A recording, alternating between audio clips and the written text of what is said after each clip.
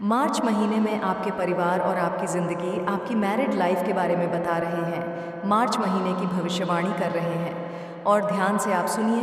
पंडित जी को आगे हम बढ़ते हैं और अब बात करेंगे सिंह राशि वालों की कि आपकी मार्च महीने की पारिवारिक भविष्यवाणी क्या कहती है। जान लेते हैं संगीत। देखिए, सिंह राशि के जातकों को बताना चाहूँगा कि आपके कुटुंब भाव का स्वामी तो बुध होता है और आपके कुटुंब भाव में केतु की स्थिति है।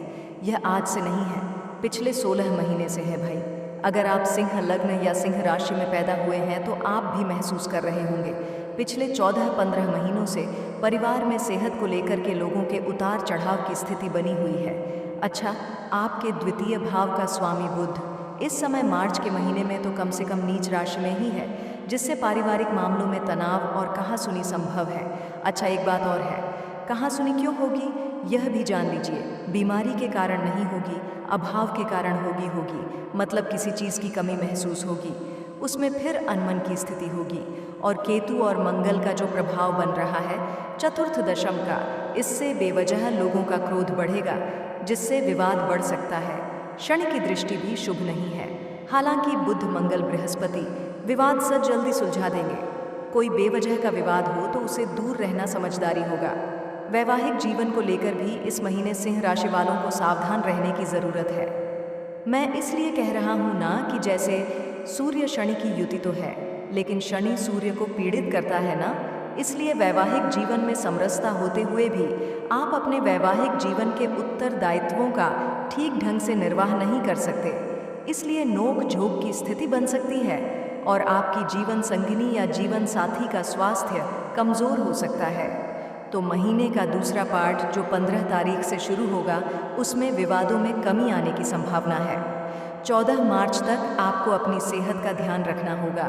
सूर्य और शनि की युति से आपके स्वास्थ्य में कुछ उतार चढ़ाव की स्थिति आ सकती है। और अगर आपको माइग्रेन की प्रॉब्लम है या बुखार बार बार आता है, तो इन समस्याओं से आप पार पाने के लिए उपाय करिए। उपाय यह है कि आप सूर्य को प्रातः अर्घ्य दीजिए, लापरवाही से बचिए, खान पान पर ध्यान रखिए। सिंह राशि के जो विद्यार्थी हैं, उनके लिए समय अच्छा है। प्रतियोगी परीक्षा में आपको लाभ मिलेगा। हालांकि 14 मार्च 15 मार्च के बाद सफलता पाने के लिए आपको ज़्यादा मेहनत करना पड़ेगा। और एक बात मैं कहना चाहूँगा आपको कि अगर आप संपूर्ण परिवार के मुखिया हैं और आपकी कन्या राशि है, तो एक बात ध्यान रखिएगा मुखिया, मुख सो चाहिए। खान पान कहूँ, एक पाल पोस सकल अंग तुलसी सहित विवेक। घर का मुखिया ऐसा होना चाहिए जैसे हमारे शरीर में मुंह होता है। जानते हो, अगर शुगर हुआ है तो मुंह मिठाई नहीं खाएगा, अगर लीवर फैटी है तो मुंह तेल घी नहीं खाएगा। इसी तरह से यदि खांसी हुई है, सर्दी जुकाम हुआ है, तो मुंह आइसक्रीम नहीं खाएगा, मट्ठा नहीं पिएगा, दही नहीं खाएगा। क्यों? 4:08 मुंह को क्या हुआ है? उसको तो कुछ नहीं हुआ है, लेकिन वह शरीर की सुरक्षा में अपने को रोक लेगा। उसी तरह से जो घर का मुखिया होता है, वह घर में नवजात शिशु से लेकर के वयोवृद्ध तक के बारे में चिंतन करता है कि किसे किस चीज़ की आवश्यकता है, किसे क्या मिलना चाहिए, और उन सब की व्यवस्था में उसका दिमाग होता है। अगर घर का मुखिया अच्छा है तो घर में अगर किसी की सिंह राशि है और उसका ख़राब समय भी चल रहा है तो उसको पता नहीं चलेगा। पक्की बात मान लो, जैसे इस पूरे देश में 12 राशि के लोग रहते हैं, लेकिन अगर देश का मुखिया अच्छा है, देश के प्रति उसकी सोच अच्छी है, देश के प्रति उसका समर्पण है, तो आप विश्वास करिए, आपकी चाहे जो राशि हो, आप विकास की नया आपकी आगे बढ़ती जाएगी।